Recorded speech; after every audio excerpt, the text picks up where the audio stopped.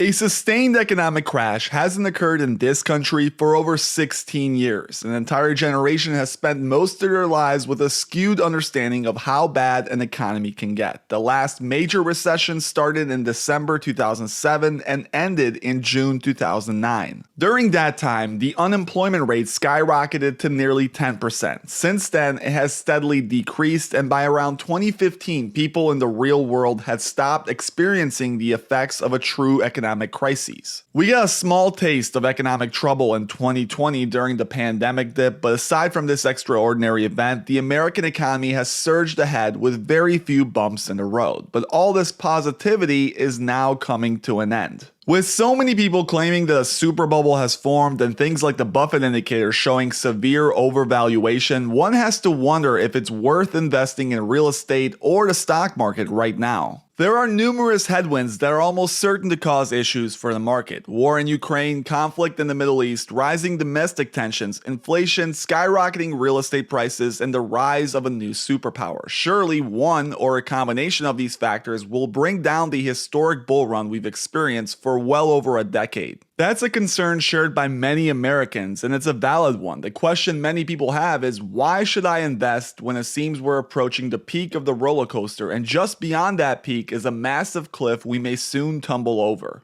To answer that question, we turn to the world's greatest investor, Warren Buffett. Warren very rarely makes bearish statements, and his stance on perma-bears has always been pretty clear over the years, but in this rare footage, he shares something he usually doesn't. A clear response that is answered with complete honesty. Before I show you his comments, I just have to set the background here real quick. This clip is from the 2004 Berkshire Conference, which occurred just over 20 years ago. If you recall, the US was in pretty bad shape at the time. The S&P 500 was in a massive drawdown that exceeded 40% following the events of 9/11 and the dot-com bubble imploding. Unemployment was elevated, nearing 6%. The Iraqi war was raging on, with the Battle of Fallujah alone taking the lives of 27 soldiers, and overall business conditions were just poor. An average investor had no reason to believe that things were going to get better anytime soon, and given the massive drawdown that had already occurred, trust in the market was low. Now listen to Warren Buffett as he's asked about the near-term market conditions for investors at that time. His answer is a bit long-winded, but it will undoubtedly shock you and provide some perspective on the situation happening in the country today. In view of the Iraq war, consumer debt that's increasing, declining job growth, declining pay in the jobs that are growing, prospects of increased interest rates, he has this view that the next 5 to 10 years are going to be very difficult. What would your view be about the investment future for the next 5 to 10 years in view of all these negative factors going on? That's too soft for me. I think Warren should take that. Well, I would say that at any given point in history, including when stocks were their cheapest, you could find an equally impressive number of negative factors. I mean, you could have sat down in 1974 when stocks were screaming bargains, and you could have written down all kinds of things that would have caused you to say, you know, the future is just going to be terrible. And similarly, at the top, you know, or any time you can write down a large list of things that would be quite on the bullish side. We really don't pay any attention to that sort of thing. I mean, we have, you might say that our underlying premise, and I think it's a pretty sound underlying premise, is that this country will do very well, and in particular it will do well for business. Business has done very well. You know, the Dow went from 66 to 10,000 plus in the 100 years of the 20th century, and we had 2 world wars and nuclear bombs and flu epidemics, and you name it, Cold War. There are always problems in the future. There are always opportunities in the future, and in this country the opportunities have won out over the problems over time, and I think they will continue to do so absent weapons of mass destruction, which is another question, and business won't make much difference if anything really drastic happens along that line. So we don't I can't remember any discussions Charlie and I have had ever going back to 1959 that where we would have come to the conclusion at the end of them that we would have passed on a great business opportunity, a business to buy because of external conditions, nor did we ever buy anything that we thought was mediocre simply because we thought that the world was going to be wonderful.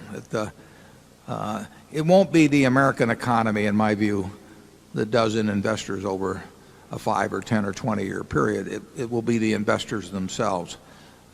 If you look at the record of the 20th century, you'd say, how could anybody have missed, in owning equities during that time? And yet, we had all kinds of people wiped out, in the 29-32 period. We had all kinds of things that were bad. But if you would just own stocks right straight through, didn't leverage them, you'd have gotten a perfectly decent return.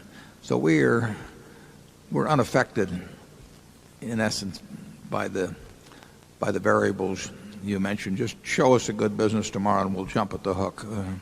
So as you just heard Warren say, no matter what is occurring in the markets or the world, you will always find somebody being a bear. During some of the best opportunities of the last 20 years, you'll find plenty of people claiming that the end is near. If you dig enough, there is always a reason to be negative about the stock market, but for the vast majority of us retail investors, the focus should be simple. Buying a wide range of American companies over a long period is a recipe that has never failed the American investor thus far. Now, you might wonder why we say thus far when discussing past returns. The reason is that past performance doesn't guarantee future results. This fact is why some skeptics point out that just because the S&P 500 has risen over time, it doesn't mean it will continue to do so forever. They often refer to the experiences of Greek and Japanese investors as cautionary tales. For example, the Greek stock market hit a high of 5,700 points in November 1999. Nearly 24 years later, it's still down 74% from that peak. Investors who bought at that high are still in the red, and it seems unlikely they'll see those early 2000s levels anytime soon. Bears use this example to question why the same thing couldn't happen to the American S&P 500. If it happened to one country, why can't it happen here? Well, this is where we have to pay close attention to Warren Buffett's words. Warren has never shied away from expressing his belief that America is uniquely exceptional. He doesn't hide this fact when discussing his own investments, which overwhelmingly lean towards American companies. If you listen to what he says and pay attention to each word, he's really emphasizing that America is great and exceptional, especially for businesses. While we have social problems like any other civilization, the difference is that the US places a massive focus on business. Creating a friendly environment for innovation and profits has always been a core principle of this country. While it may sound cold and greedy, it's really America's focus on business that has pulled it through many difficult periods, and the S&P 500 is proof of this. You may not agree with the priorities here in the States, but one thing cannot be denied. Politicians, billionaires, and the rich all rely on the same investments as your 401k. This means that at the end of the day, everyone's financial interests are aligned as long as you have money in the US markets. Of course, they have much more and stand to profit a lot more as well, but ultimately, the US has always been a business-centered empire that has pushed the envelope for innovation, quality, service, and profit. Think about all the major brands you know and love that people use all around the world. The majority were invented here: Google, Apple, Exxon, Nvidia, Tesla, Facebook, Hilton, Coca-Cola. I could spend all day listing them, but it's clear that the US dominates the world in business. This is the underlying investment thesis for all of us putting our 401ks to work in index funds.